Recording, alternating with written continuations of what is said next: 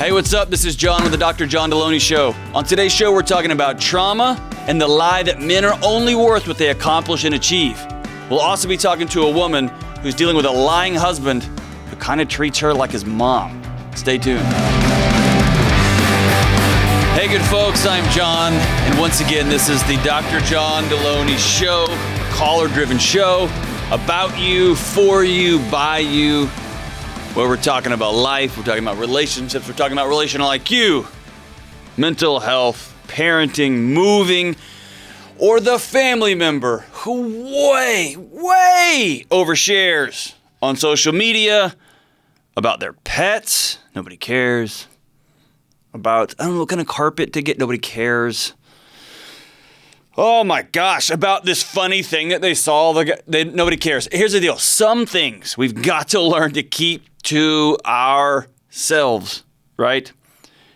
And I guess all we have in our power in those moments is the thumbs down. So everybody thumbs down it, right? Don't do that, because then people are going to be calling the show talking about, what do I do? And everyone thumbs down my cat post or whatever. So anyway, if you want someone to hear you, if you want a second opinion, you want advice worth the price you are paying for it, give me a call. I'm here to walk with you.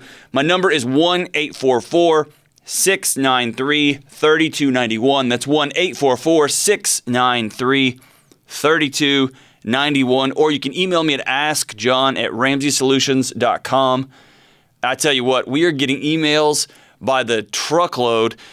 I guess they're coming digitally, so there's no trucks, but they're coming from all over the world. I'm getting instant messages from all over planet Earth. It's been wild and it's been exciting. I want to thank everybody for subscribing to the show and for joining us both on the show and just listening in your car or while you're mowing the lawn or whatever. So it's exciting times. Appreciate it. Give me a call, 1-844-693-3291. Let's go straight to the phones. Let's go to Josh in Montana. Brother Josh, what is going on? How can I help, man? Hello, Dr. D. Happy to be getting your guidance here. To start, my question is, at what point, and I know you're not going to endorse it, but at what point does divorce become viable, or how hard should you work in a marriage? Ooh, that's a great question. So, one, I would tell you, there are times when I endorse it. They're rare. I'm pretty high on marriage, but there are moments I endorse it. So walk me through. What's going on in your particular world? So I disagree with divorce, too. I was married once before. In 2009, August of 2009, I actually got struck by an IED in Afghanistan. Took some major damage to my back, and during my deployment, my year in the hospital, and about a year after, I found out that spouse had been cheating on me the whole time. So we got divorced. Yeah.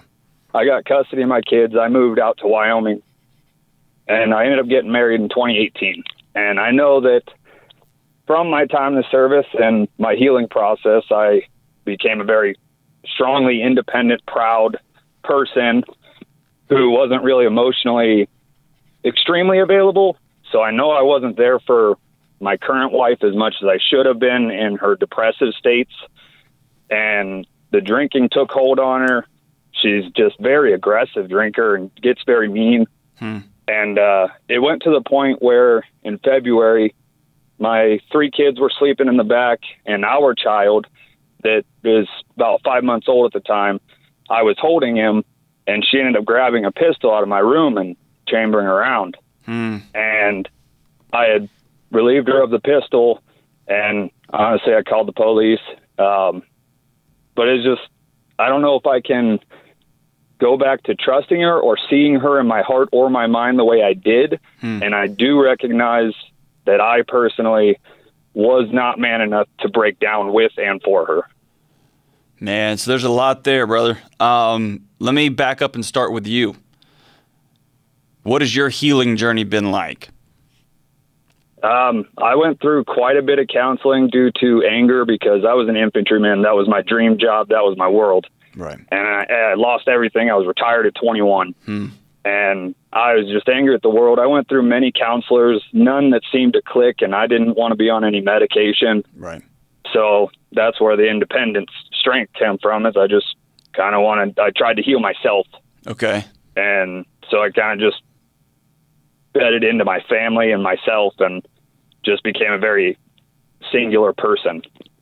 So walk everybody listening through the back end of that, right? And your response, dude, is honorable. I get it. I understand it, particularly when you're coming from a rigorous military training that says there is a solution to every problem if you will follow these steps. And when you're going to see a counselor, it tends to be amorphous and tell me what's going on and how you're feeling. And if there's not a plan or steps, right, it's easy to say this sucks, this isn't effective, I'm just tired of talking about this thing, nothing's getting better, and then to really take the bull by the horns, right? And I will solve this problem, and I will do it through grit and determination and work and power and strength.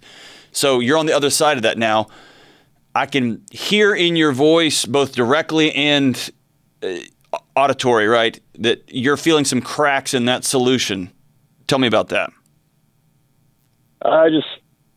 I'm still not really sure how to become that man that I should have been this entire time, been more emotionally available instead of just, hey, toughen up kind of guy. Okay. And I know that I need to personally get help anyways, even if the marriage does not work out. I know I need help just so that I can still be more available for everybody around me, my kids and everything. Because, like I said, I got custody of my kids.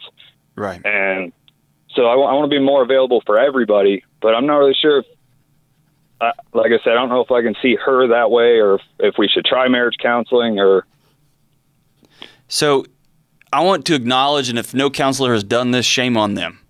But number one, I want to acknowledge you and your service, okay? But I also want to acknowledge when people say that out loud, that comes as a mixed blessing for someone in your situation. Okay. And I know that you are trained to say, thank you very much. I appreciate that. And I also want you to know that I understand that comes with a burden, that idea of service. Number two, you've got trauma everywhere around you. And what that means is your brain has been trained because somebody blew you up, right? You were trained you were trained as an infantryman, right? You were trained on how to disarm and how to hurt and kill other people. That's what you were trained to do. You have trained your brain to be scanning your environment at all times. And then you gave your heart to somebody and she cheated on you. In really a super, super vulnerable moment for you, right?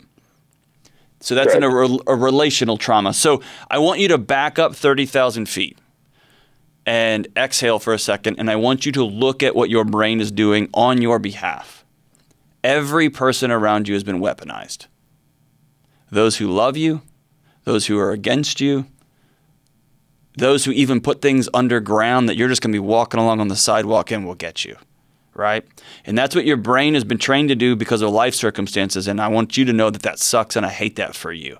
Because the only way you find peace and you find the ability to exhale deeply and walk through life with a little bit lighter load and a little bit more joy is through connecting with other people. And right now, your brain has weaponized that for you. Understandably so, right? And then that brings you to number two, you find somebody else to fall in love with. You probably went into that guarded, appropriately so, understandably so, right? That's not a blame statement. That's just an is statement. And you went into that situation unguarded. She probably has her own challenges and own frustrations and own baggage with that as well. And then, dude, so one of the moments I would tell you got to really be careful, and I'm glad you are, is when people are not safe. And when they're chambering guns. For those of you who don't know, that's somebody put a bullet in a gun. Was she going to take your life, her life, somebody else's life? What was her intentions there? She was back to me. Her back was to me. She was facing the other direction. When I had heard it and turned around, it was pointed up in the air. She stated that she had no intention of harming anybody. It was a suicidal showing to grab my attention. Okay. All right. And so, dude, you did the right thing by calling the police. I will say it all the time. My friends and family, the closest people to me, the ones I love the most, I do not mess around with suicidal ideation, suicide intention, suicidal threats, whatever you want to call them. I've just done too many funerals. I've been to too many funerals. I've officiated too many memorial services. I'm done with that, right? So good for you for calling the Calvary. And now the smoke is clearing and you're wondering what to do next. So my first question to you is, do you love this woman and do you want to spend the rest of your life with her? I absolutely love her. Obviously, my intention was to spend the rest of my life with her. I'm just having a hard time inside my heart and in my mind with trusting her, like leaving her alone with my kids. And I don't know if I can get past all that. Right. Do you understand where that lack of trust is coming from? Number one, she pulled a gun out in home, right? So that's number one, and she loaded it up. Number two, your brain has been, for lack of better terms, I hate using mechanized metaphors here or computer metaphors, but your brain is now wired to think that everybody's out to get everybody. You got that? Yes. Okay. And so I can hear her situation as she is so desperate to connect with you, that she is willing to go out to the edge of the earth to try to get your attention. So desperate to hear a vulnerable, connected, I want to get to know the Josh beneath the alarm systems that are going off 24/7, 365. Now, the way she chose to do that, dude, is dangerous. It's not safe. And if my kids are in that house, I'd be freaked out and worried too. If you love this woman and she is otherwise stable, she is otherwise doesn't threaten violence, doesn't commit violence, doesn't hurt anybody, I would double down, triple down, quadruple down, both on marriage counseling, yes, and on your own healing. And I hate the fact that you have not found somebody that works with you. What you need desperately is both trauma counseling, because you've been through it all over the place. And more importantly, dude, you need a group of men, not soldiers. You know what? They could be soldiers. I take that back. They could be. You need a group of men that you can be vulnerable with, because you've got to learn the skills. The same as you learn to shoot a rifle, the same as you learn to do pull-ups, you have to learn these skills of being vulnerable. And I'm telling you, Josh, from a guy who loves you, that is the only way to stop the alarms, is with other people. That's it. And you can muscle and grit your way to six-pack of abs. You can muscle and grit your way to being successful at a job. You can dope yourself up so you sleep. You can muscle and grit your way through the quote-unquote right things to be in a relationship with somebody, to be a dad. But they will always feel that gap between you because you're not able to be fully vulnerable. And I'm going to tell you, dude, I'm not a combat veteran in any way. I am in no way have been through anything like you've been through. But I will tell you, I had to learn how to be vulnerable. I had to learn how to connect. So when you hear the word vulnerability and connection, what do you hear? Be honest with everybody listening. What do you hear? Weakness. Yeah.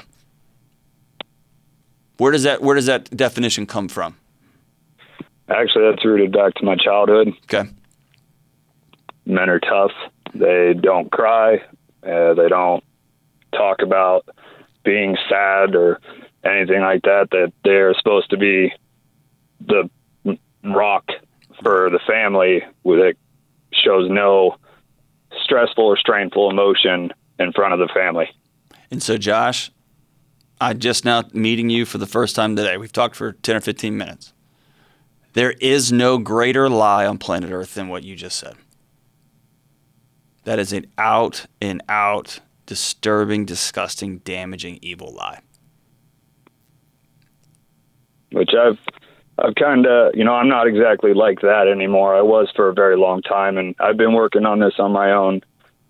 And it's been a long, slow process. I mean, it's been since 2009 that all this went down, but it's slow progress. And every time that we would have an issue, the guards went back up, and it was like I regressed. Well, brother, your brain's doing what it's designed to do, which is to protect you and get you to tomorrow, right? And it's almost lost you a few times, right? It's doing what it's supposed to do.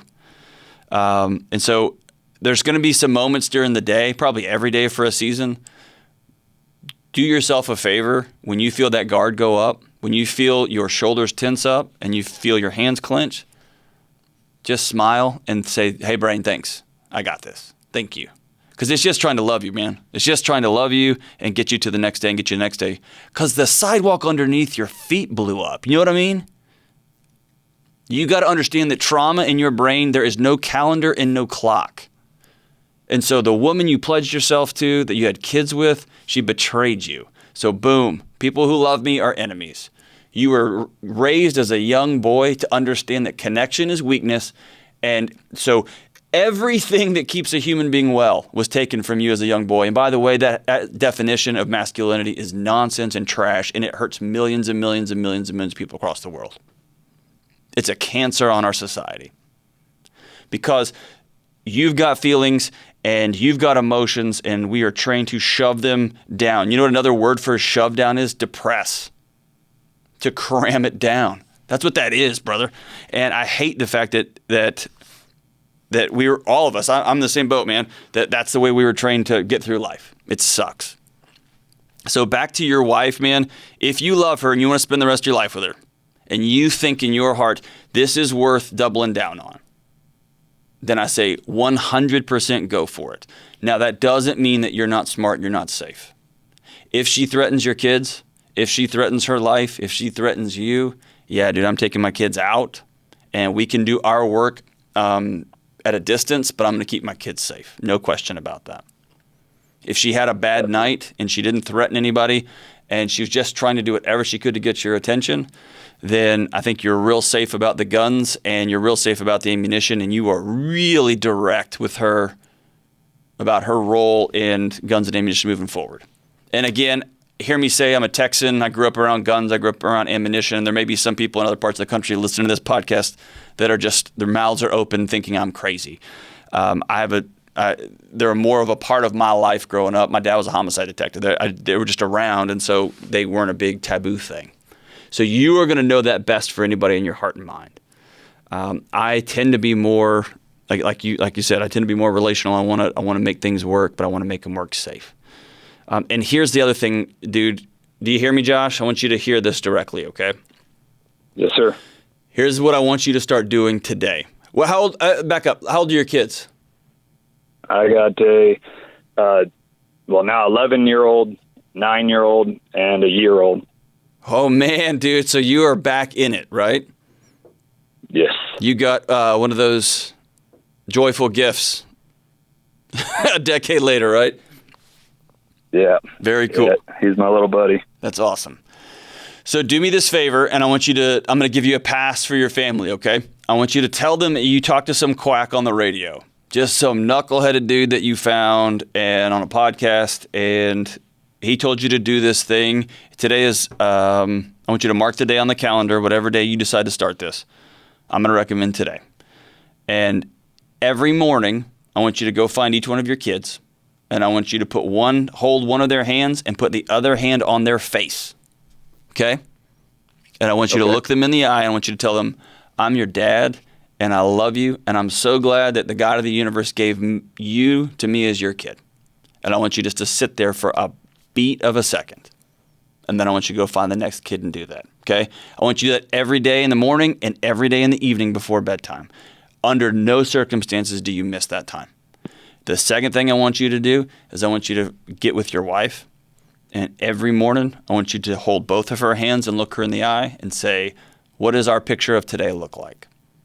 And when she tells you, well, I got to do this and I got to do this, I got to do this, I want you to say, thank you for sharing me that. And at the end of every day, I want you to look her in the eye and hold both of her hands and say, dude, I know this is ridiculous. Some knuckleheaded guy on the radio made me do this. I want you to say, how is today? And the first few days she'll say, fine. And you say, nope, fine's not a good answer. You got to actually tell me. And if she says, well, the guy at work sucks and this thing, I want you to not try to solve the problem, not try to fix the problem. I want you to look her in the eye and say, thank you so much for sharing with me. That sucks, or that was awesome. I love you. And that's it. Because here's the deal. The way you have been trained since you were 0 years old, through high school, through an excellent military career, through rehab, through relational distress, the way you have been trained, Josh, is that you are only valuable when you accomplish and achieve. And I'm calling them BS times 100 on that. You are valuable and you are worthy because you exist. You have dignity because you are just a human being. You have value and intrinsic worth because you are you. And you've done some awesome stuff on top of that stuff. You gave part of your body for me and our country, and I'm grateful for that. But that doesn't define you.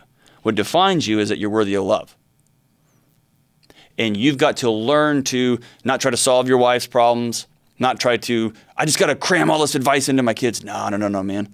Those are folks to be with. Those are folks to love. And then the third and final thing I want you to do, Josh, is I want you to go not give up. I want you to find a trauma counselor.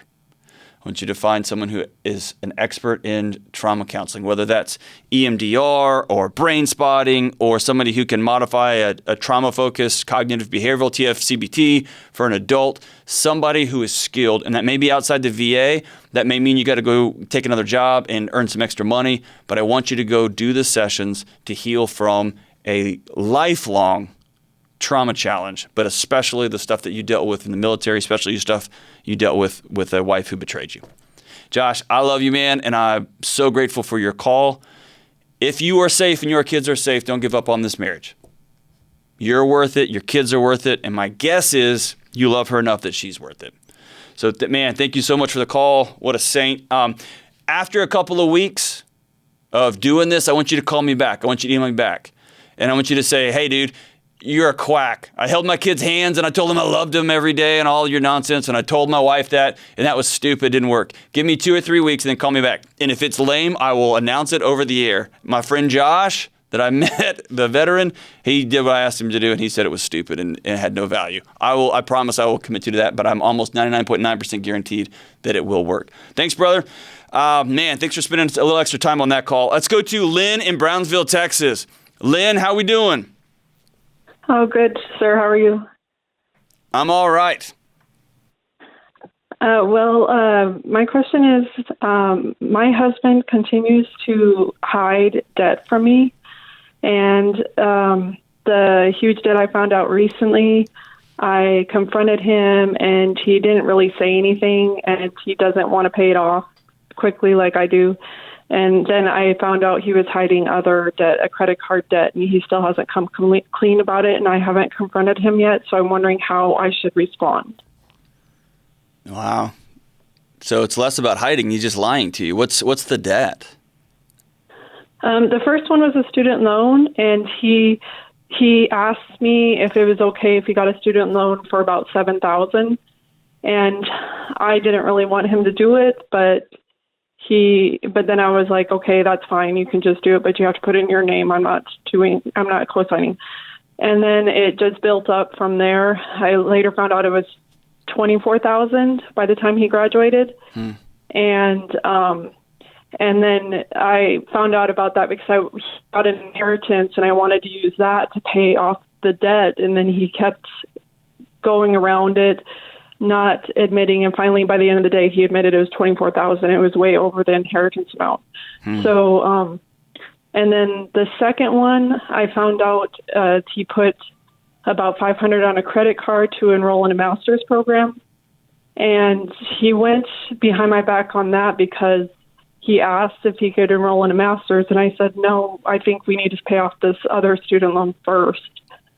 And I guess he enrolled in the master's, charged it to the credit card, but then backed out because he couldn't handle it. And he hasn't told me about that one yet. What's the state of your marriage outside of this? I work for Dave Ramsey, as you probably know, and yes. They call it financial infidelity. What's the state of your marriage outside of this financial infidelity?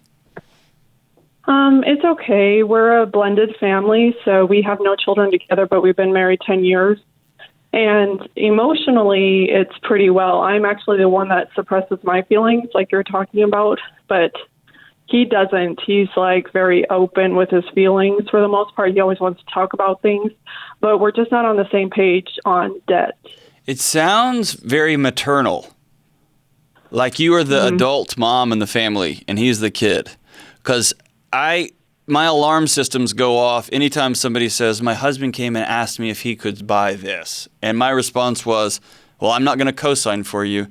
The reality is y'all got a 10-year marriage. His debt's your debt's his debt, right? So you're already in on this. But are you more the mom or his wife? Yeah, it feels kind of like that. But we agreed to come to each other if we want to spend over $50 on anything. And we discussed the budget, but he kind of is passive about it. He's like, goes along with it, but I've always been listening to Dave Ramsey even before we got married, and my husband doesn't agree with all of that, like paying off debt quickly and all that. Is he cheat on you in other ways too? I've found out over the years he's lied about other things, Okay. and I wasn't aware of it in the beginning of our marriage. I guess it just wasn't.